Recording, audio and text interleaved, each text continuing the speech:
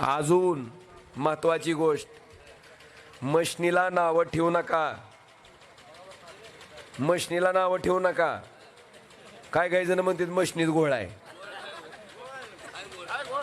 अरे मोदी साहेबाला महत्वाची निवडणूक कोणची होती? लोकसभेची होती का नगरपालिकेची?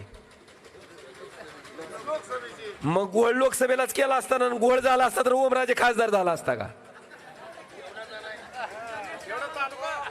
हे लक्षात आलं का? मशनीत घोळ नाही.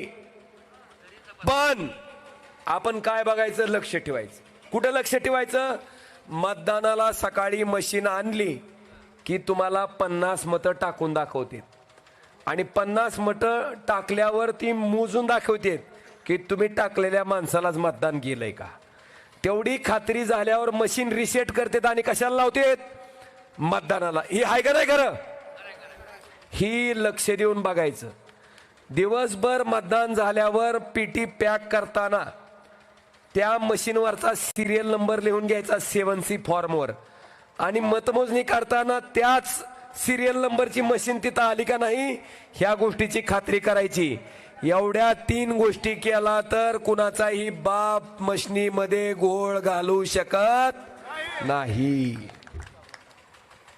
मशनीवर गैरविश्वास दाखवू नका. तुम्ही जर म्हणला कुणाला बी दाबलं तर त्यांना जाते, लोक म्हणतील मग त्यांनाच टाकू. गैरविश्वास दाखवायचा, कारण मतदान उद्या कशावर करायचं आपल्याला. आता दुसरं,